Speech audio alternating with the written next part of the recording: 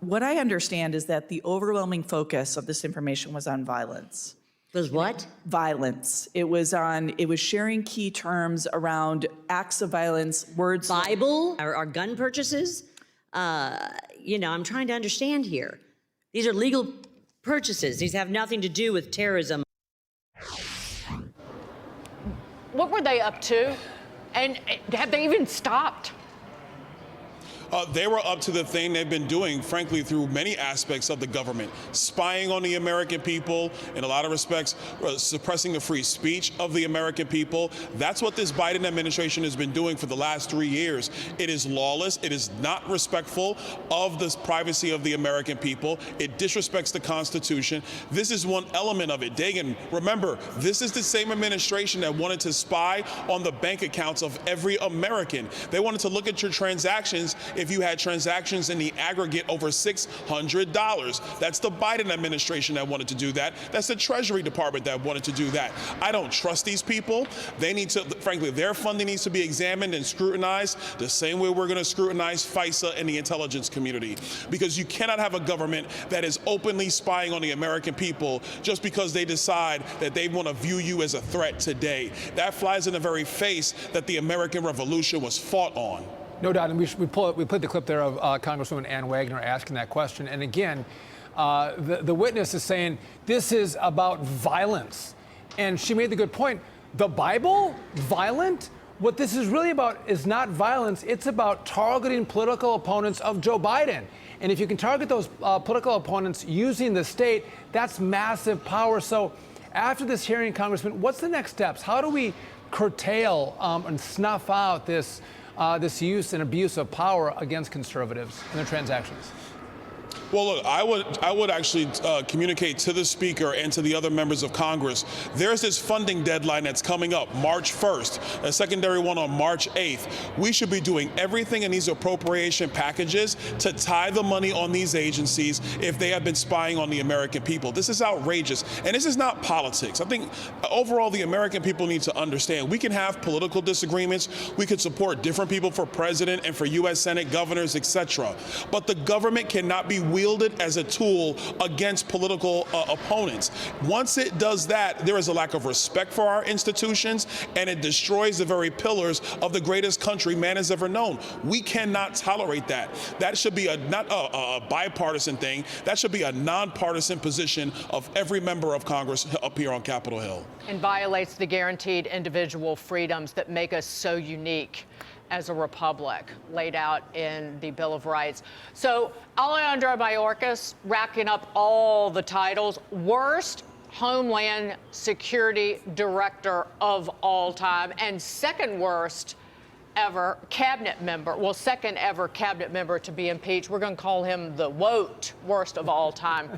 Where does this go from here? Because it's done. Mark Green, fellow congressman, had an editorial in the Wall Street Journal today who went through the legal basis for it. But now the Senate Democrats, they can't ignore it, and they will have to talk about this man of a disaster reporting to a bigger disaster doing the bidding of Biden. Well, look, let me first say, it's almost like a sports organization. If your coordinators are terrible, it's usually because your head coach is terrible. And ladies and gentlemen, Joe Biden is the worst president this country has ever seen, and he hired a terrible staff to boot. That's number one. Number two, the Senate does need to answer this. There's going to be a trial in the Senate. They need to do the right thing and actually follow protocols of how you handle impeachments, not just try to throw it under the rug because they don't want to deal with the facts that Joe Biden and Alejandro Mayorkas, they broke the southern border. Our cities are hemorrhaging with illegal immigrants in our country. Our cities are overwhelmed. They don't have the resources to take care of all these people, and violence is erupting in so many of our major cities.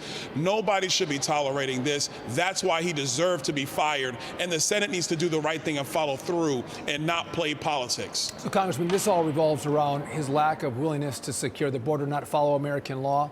The Senate sent a bill over $95 billion for funding for Ukraine and Israel. We've talked a lot about that.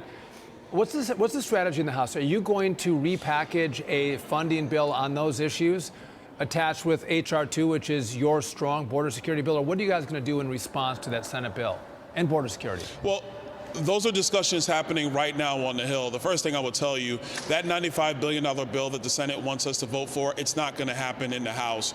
We're not even going to really deal with it at all. I think what we should do is make sure that we take care of Israel. We fund their priorities. They are our ally.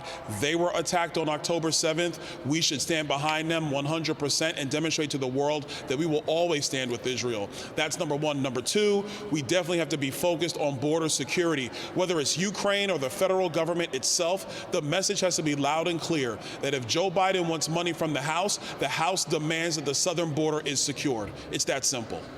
Before we run, Congressman, you sit on the Oversight Committee, Oversight Judiciary, and I believe Ways and Means all sent a request to Attorney General Merrick Garland and the Justice Department for the Robert Hur special counsel transcript, the 5-hour, 2-day interview with Joe Biden, and including in that all of the relevant video recordings and audio. When we've heard you expect a response maybe by Monday. Can you give us an update? And by the way, there's been some breaking news just in the last few hours. NBC reported that the president is the one who raised Beau Biden's death after being asked about his workflow at a Virginia rental home, that Robert Hur never asked him a question about it, despite the lie that Joe Biden told. But give us an update before you go on where that stands.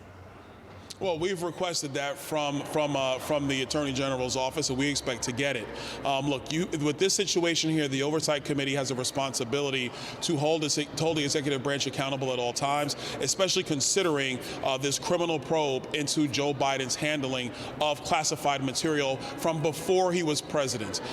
We believe Main Justice is going to respond. They better respond, quite frankly, because if they try to shield this information from Congress, they'll shield everything from Congress. And at that point, quite frankly, Dagan, why would we give them any money? You're here. Byron Donalds, thank you for being with us. We appreciate it. Keep up the good work. Thank you. Great to see you, Congressman.